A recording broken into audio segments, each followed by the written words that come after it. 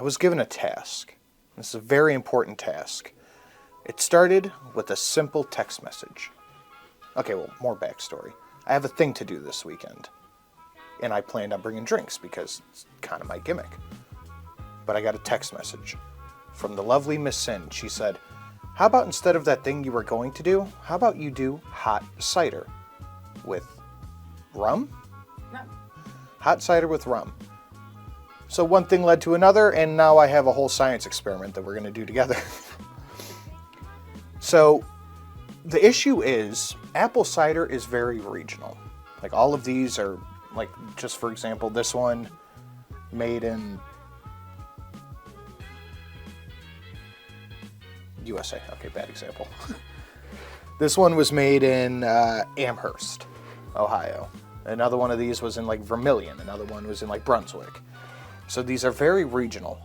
But what I'm going to do is I'm going to taste each one, give you a little bit of a flavor profile on it, and then we're going to mix each one with each spirit.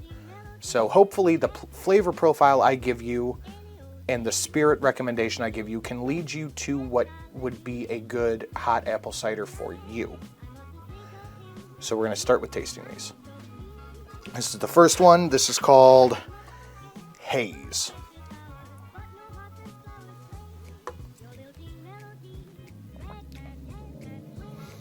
Thin.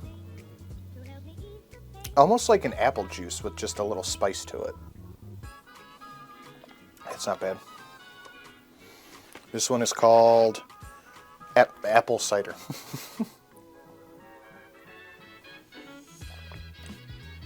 Definitely more bold on the cider part, more spices.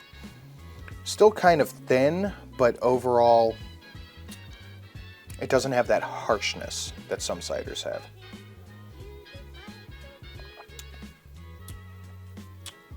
Less like apple. The next one is called apple cider. Okay, this one is from Miller Orchards. This one is from Dunham. It's definitely more of the spice, more of the mouthfeel, a little bit heavier. This is what I look for in an apple cider. This next one is, I think, Sweet Tango, but apple cider. That is super sweet. A little tart. It's weird. It's sweet on the front, but then it gets real tart toward the back. Not super feeling that one. This next one is, I think, just Giant Eagle brand. Yeah, just Giant Eagle apple cider.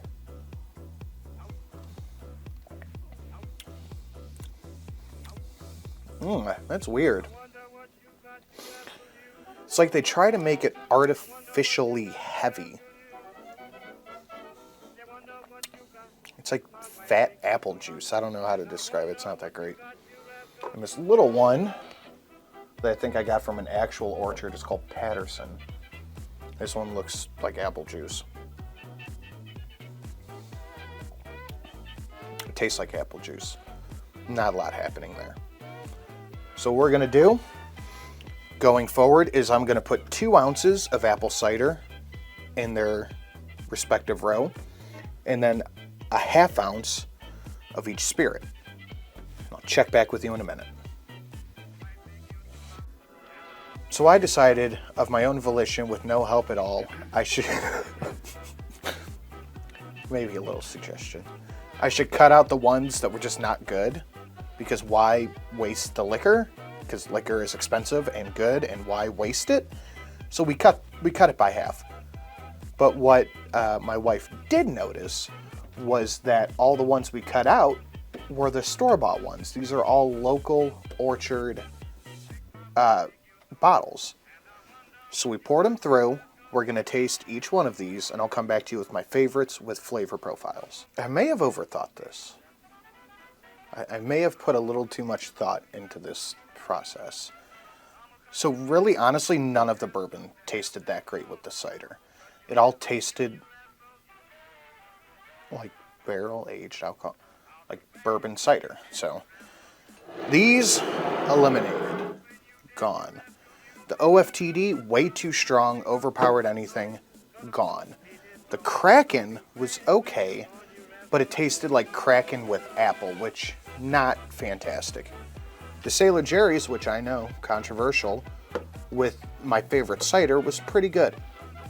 But the best was just plain unflavored rum, because it hid in the cider. Cider is a very, very aggressive, might be the right word, flavor.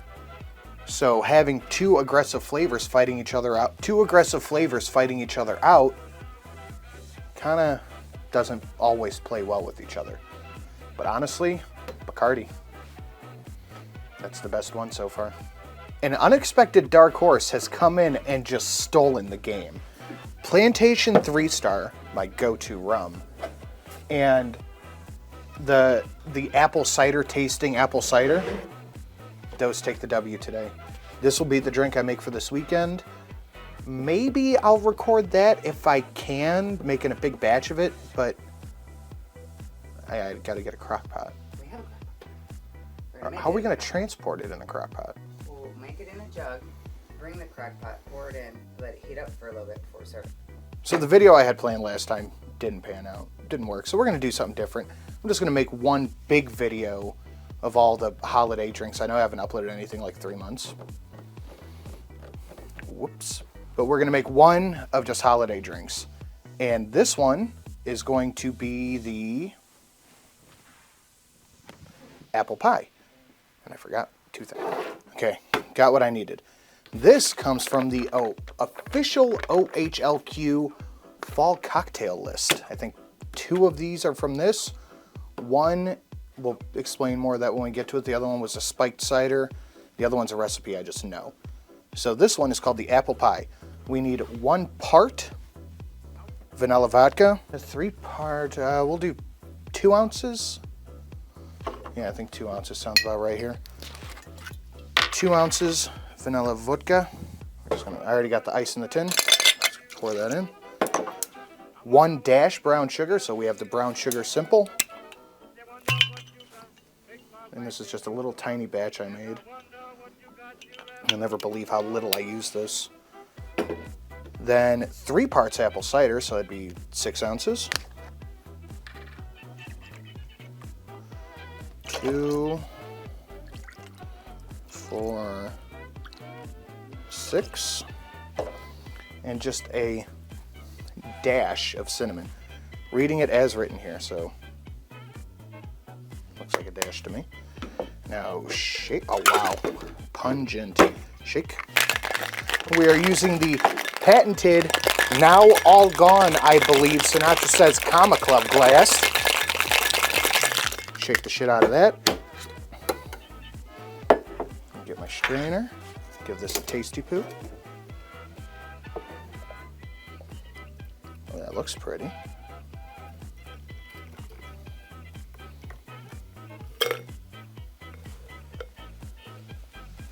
It's very fizzy. I don't know if you could hear it.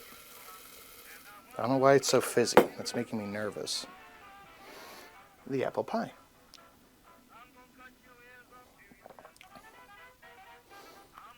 You can't taste the vodka at all. This is 1/4 vodka and you can't taste it. Is it an apple pie? No. But it's, I don't know, on the back there's a good bit of apple on there. This isn't bad. What could I do to make it more apple pie-ish? Maybe a dusting of cinnamon after shaking? Because it doesn't give you instructions, it just gives you the ingredient list. I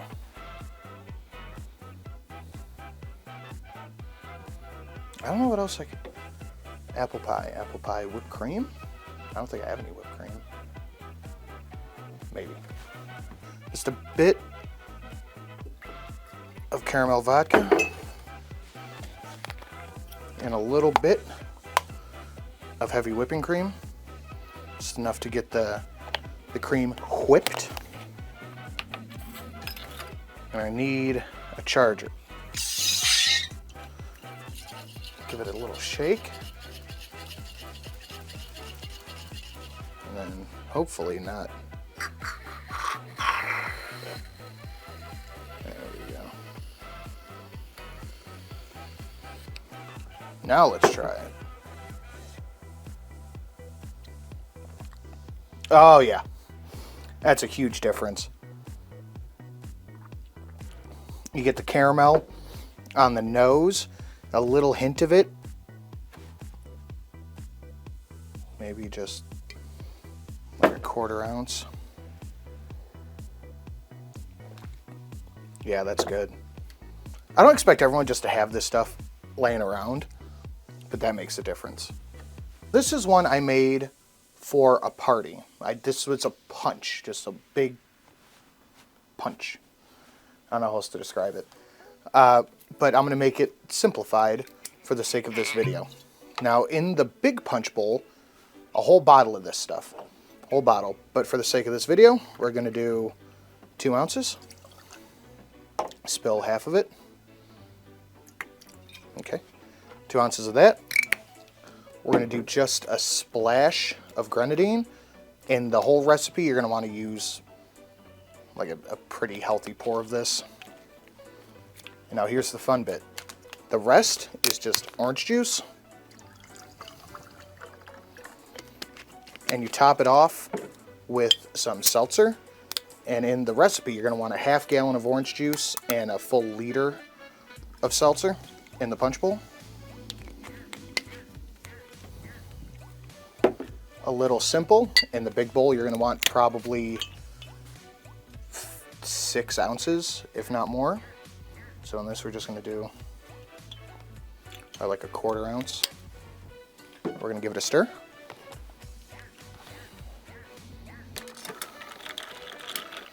Kind of get all that stuff mixed up.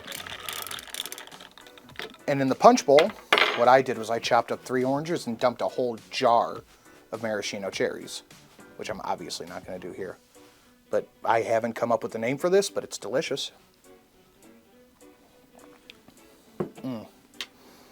It tastes like breakfast. I don't know how else to describe it. A sweet orange, a little bite, a tiny bit of pomegranate from the grenadine. It's just phenomenal. But again, punch bowl, small glass. This was a hit. All right, this next one is the recipe I was telling you about that's just kind of my own that I've had forever. It's called the Mocha. It's not super complex, but it's really good. We're gonna need 2 ounces of Russian Standard vodka. This is kind of my go-to vodka. It just, to me, it's the most flavorful. Different strokes for different folks, but it's my favorite mixing vodka. We're gonna need 4 ounces of vanilla milk. Four. We're gonna need 1 ounce of our Mr. Black coffee liqueur. Again, Mr. Black cannot stop singing the praises of it. It is absolutely amazing. And then 2 ounces of chocolate liqueur, just some Godiva I had laying around. We're gonna shake that up.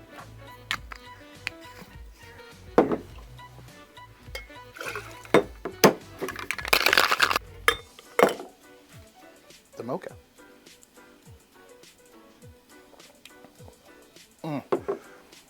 It's like coffee ice cream. I had a baby with a milkshake. It's amazing. I guess that'd be a coffee milkshake. It's smooth. You get the chocolate from the chocolate and the cocoa, and that plays well with the nice vanilla flavor of the milk. Ugh. This is an after dinner drink for sure. For our last one, it's a little bit different. Not really something that's up my alley, but I know a lot of people enjoy it. I held the last one out for me. I don't care, it's good.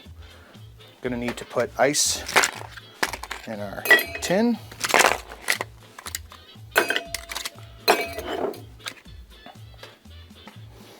We're gonna need first is juice of half a lemon. We need 4 ounces of apple juice. Yes, lemon and apple juice. Sounds lovely. 2, 4,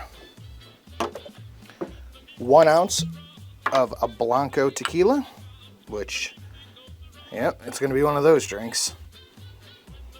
The ingredients list on here doesn't look fantastic. We're going to find out anyway. And then 2 ounces of apple vodka. Sour apple if you have it. Green apple should suffice.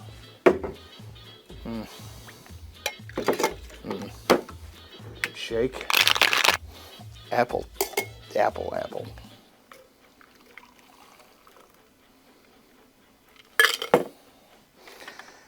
The tart.